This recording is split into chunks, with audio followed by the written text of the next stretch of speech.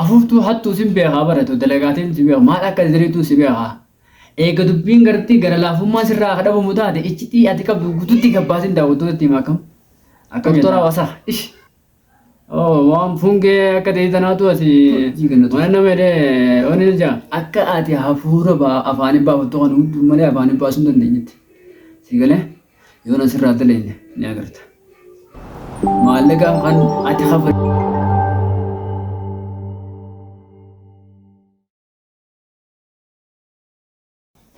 Assalamu alaikum warahmatullahi wabarakatuh. Daawwattoota hordoftoota Reediman akkam nagaa fayyaa jira jettu isin jecha.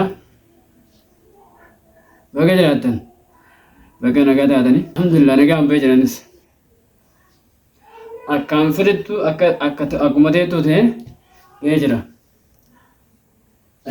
Ati garuu Muhammad baatii takka yoo baatii lama tokkoffaa baatii soomana dura na hiite soomana san keessaa guyyaa sadii qofa na soomaseette.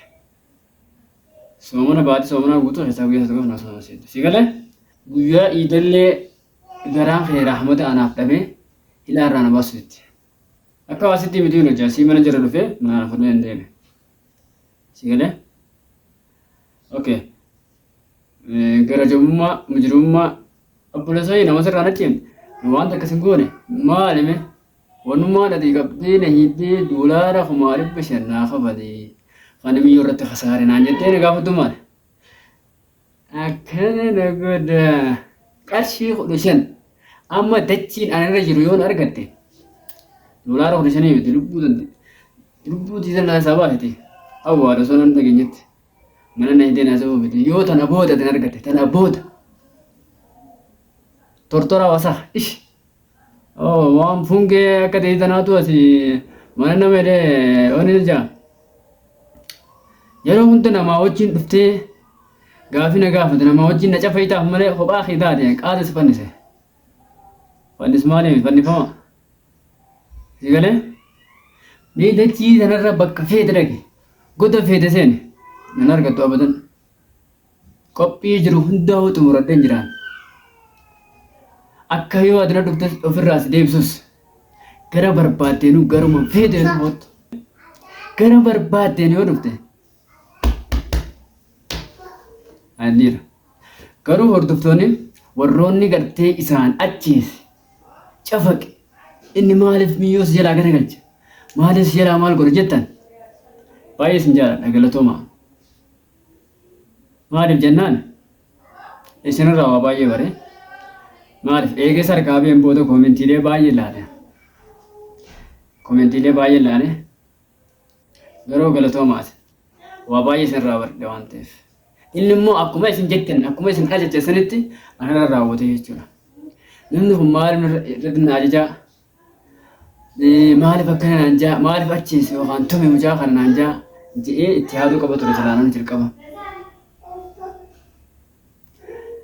Kono gowwaa akkanaa kana qabdan gaa'e waan feetan yoo itti ergattanillee isunumaaf godhanni. Akka itti ajjeessu dhabe malee beeka sila akka itti ajjeessu dhabe malee akka isin ajjeesettanii hin ajjeesee jira. Isin galee garuu isinis galatoomaa anis waa baay'ee isinirraa baradhe waa baay'ee isinirraas hubadhe isinitti isin haaroon isinitti dhaabatan hin munaaru maaliif isin obboleeyyan kiyyaa hordoftoota kiyyaa jaalalleewwan kiyyaa baay'ee isin kabaja baay'ee isin jaaladhaas. Garuu immoo Muhammadii fi fakkaatonni akka isaa faana xiyya jala ajjalaan argatta yoo kana agartu taate haati xiyya faana xiyya argatte okay? Faamlaak doolaara 500 san yoon baaftee waati biyyoo irratti biyyoo doolaara 500 irra baaseetiin maal godhee mirqishiyoodha asii fandaatumta. Afuuftuu hattuu sin beekaa baratu dalagaatiin si beekaa maal akka ziriituu si beekaa. Eega dubbiin gartii gara laafummaa sirraa akka dhabamu taate iccitii ati qabdu guututti gabbaasin daawwattootatti himaa kam. Abbaan fadhee wani tumamaa ni bahaa ni jafaqamaa garuu rakkoon qaba aaktarri dura numa tumamaa boodarra masumaa jifata. Ni galee jalqabarraa tumamoo keenya waa hedduu nu barsiise waa hedduu irraa nu galee obboleessi akkatti garaa nama jabaatu akkasuma gartee ilmi namaa kanummaan ati fayyaa qaba nama gaarii kabajamaadha maal jettee ati yaatu kuni akka inni gartee hamaa hamtuu guddaa garaa qabu yoo xiqqisha jalaa waa balleessite xiqqishuma jalaa waa balleessite gartee hammeensa irratti dalagu baradhee jiru ilma namaa kana hundu silaa osoo mijate wallolteeni gartee waa hunda irraa barataa beeka maaliif jennaani gubbarra gaafan sitti ooflee gubbarra sitti haasaa keessa isaan agartu waan ta'eef jechuudha. Yeroo immoo wali buutanii maal jettanii booda hubachuu dandeessa. Namni kun yoo waan kana ilaa godhe dhiiroo natti aaramoo na gorsamoo akkam naan ja'a jettee irraa hubattaa jechuudha. Irraa adda baafattaa jechuudha. Si galee garuu immoo naammotti waa baay'ee wajjin dabarsine waa baay'ees waliin hojjenne akkasuma obbolummaas walii qabna.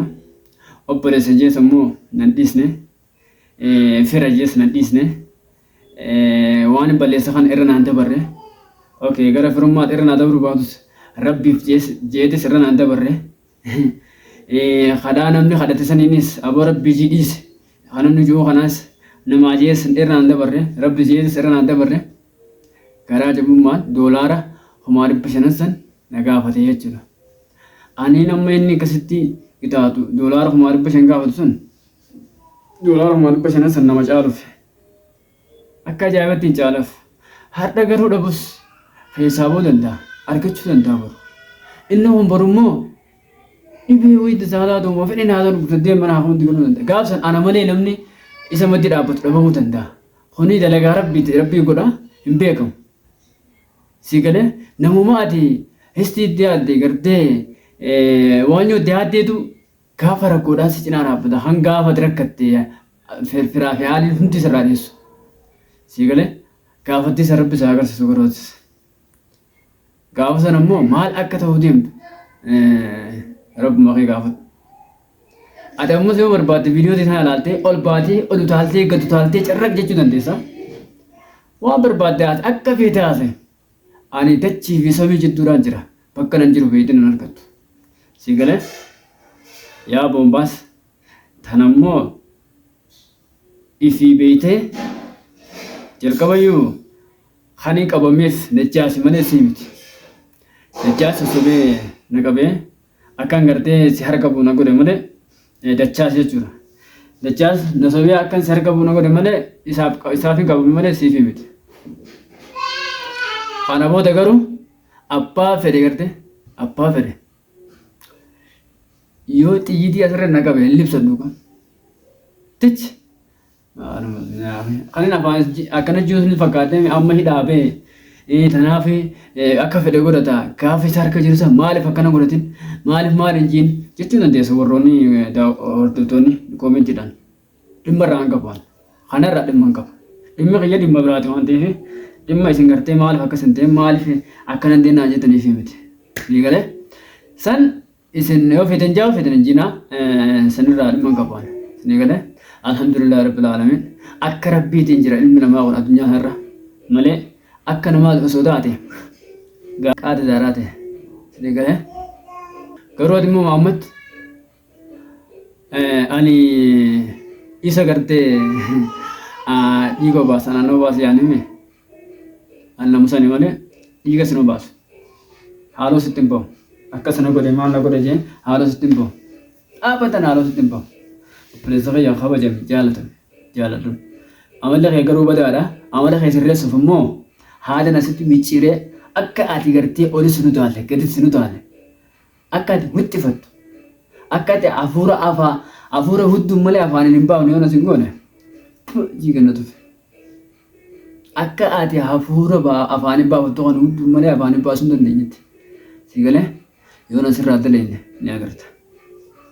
Maallaqa kan ati hafure naani ta maallaqa dhabee miti alhamdulillah qaba maallaqa irraa ragadee miti maaliif hin hafalaa bilaash akkanumatti sodaa nama kanaati jecha akkamitti hin hafalaatu yoo gaafsanii mataa isaa ganna qabachiisa malee bashaga alhamdulillah galee anaaf tana booda gara feete goda feete hin bahe goda feete hawwatu sodaa miti ilmi namaa أخول خبر جوفي إني خبر جيدا خبر جمالي نسوا ده في متخ خبر جيدا خنا بقى سيدا وتوتا خينا عصوا درسون عصوا بايسون ما فايدة كبو دررت في دجاج قالتهم أصلا بقى نبغى باي قالتهم ملا أما الحمد لله دلقة رتس تبيجين دا دلقة دي سنجان دربوس جرا دلقة كارتي بعدين ما في كنا مجمع مراتان فنسرانه ده الحمد لله رتي بيجين جرا نجان دلقة بريد دلقة جرا أنا أفو إسلامو زي درادون قالتهم باي الفادا سنجا أكنا متوقعت نينا لابدن نرجعتني باي قالتهم الفادا سنجنا هنگا فيديو برادين ولدي ديبرو داو تو دافر تو تحيا السلام عليكم ورحمة الله وبركاته سنجنا ciao